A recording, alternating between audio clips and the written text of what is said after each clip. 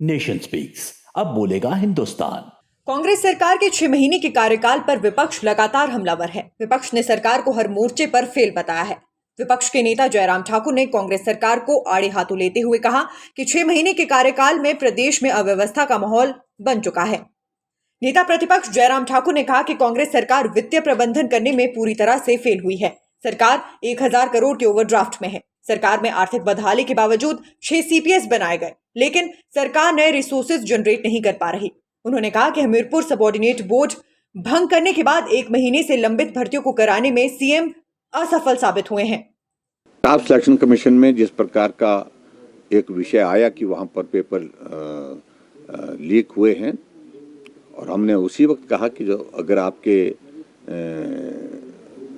इस सारे इसमें पुख्ता सबूतों के साथ ये सारी चीजें एस्टैब्लिश हुई हैं तो कार्रवाई करिए। हमने कहा कि सख्त कार्रवाई करिए जो भी दोषी है, लेकिन उसी वक्त हमने साथ साथ में एक बात ये भी कही कि हिमाचल प्रदेश में इस बात को सुनिश्चित किया जाए, जो बेरोजगार जिन नौजवानों ने मेहनत से पेपर दे रखे हैं, अपने रिजल्ट का इंतजार कर रहे हैं, और जिन बच्चों ने जिनका रिजल्ट आ गया वो अपने इसके इंतजार में है, पोस्टिंग के इंतजार में है, उनको प्रभावित ना किया जाए। उनके रिजल्ट भी निकलना चाहिए और उसके बाद उनको जल्दी से जल्दी नौकरी मिलनी चाहिए, रोजगार मिलना चाहिए, इस बात को सुनिश्चित किया जाए।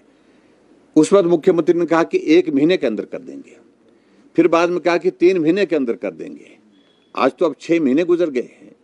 6 महीने के बीतने के बावजूद भी अभी तक हिमाचल प्रदेश में उन बच्चों को कोई रास्ता नहीं दिख पाया, कोई समाधान नहीं दे पाए, जिन्होंने हिमाचल सबऑर्डिनेट सिलेक्शन कमीशन के अंतर्गत अलग अलग सब्जेक्ट के अलग अलग विषयों के रिटन टेस्ट वहाँ पर दे रखे हैं, जिन्होंने रिजल्ट जो है वो निकलने के बाद पोस्टिंग का जो इंतजार कर रहे हैं, उनके बारे में अभी तक कोई निर्णय नहीं हो पाया।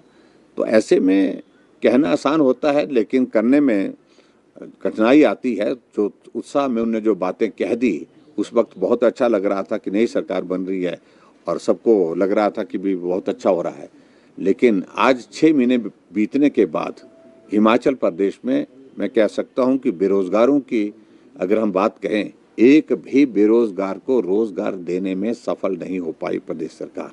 वहीं HRTC कर्मचारियों सहित कई अन्य कर्मचारियों को समय पर वेतन नहीं मिल पा रहा। जयराम ठाकुर ने कहा कि केंद्र से मिलने वाली ग्रांट कम नहीं हुई है। GDP के अनुसार ही राज्यों को कर्ज दिया जा रहा है। कुछ राज्य जो ज्यादा कर्ज ले रहे हैं उसे नियंत्रित करना केंद्र की ही जिम्मेदारी है। ये सरकार लोगों को गुमराह कर रही है। सरकार वित्तीय प्रबंधन में फेल होने के साथ किसी चीज को गंभीरता से नहीं ले रही। कांग्रेस सरकार सत्ता सुख के लिए सत्ता में आई है। एक तो इनका जो फाइनेंशियल मैनेजमेंट जो स्टेट गवर्नमेंट का होना चाहिए था, वो पूरी तरह से फेल हो गया।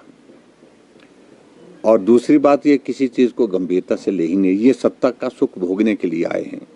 प्रदेश की हालत अच्छी हो, प्रदेश की स्थिति अच्छी हो आर्थिक दृष्टि से, ये इनका सोच का विषय ही नहीं है। दूसरी बात, ये ब्लेम इस प्रकार से करने की कोशिश कर रहे हैं कि जैसे आज भी मैं देख रहा था कि कुछ अखबारों में स्टेटमेंट्स आई हैं, कहा कि केंद्र सरकार हमको जो है वो जो ग्रांट मिलनी थी, जो पैसा हिमाचल के लिए मिलना था, उसमें रोक लगा रही है।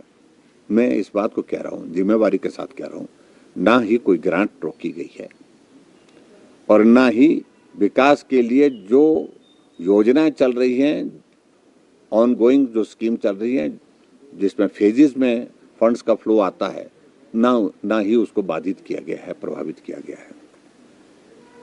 जहां लोन की लिमिट के सिलसिले में वो बात कह रहे हैं, इस बात को उनको समझना होगा कि हिमाचल प्रदेश के लिए लोन की लिमिट जो है वो 3.5% के हिसाब से जो है वो जो बनती है, उसको कभी भी केंद्र ने प्रभावित नहीं किया है। केंद्र ने उस पर कुछ नहीं कहा है। जो GDP के हिसाब से हमारे हिमाचल प्रदेश के लिए लोन की लिमिट वो 3.5% है, और कांग्रेस ने उसको बढ़ा करके 6% कर दिया था 1 साल के लिए। शिमला से नीरज डोगरा की रिपोर्ट। नेशन स्पीक्स, अब बोलेगा हिंदुस्तान।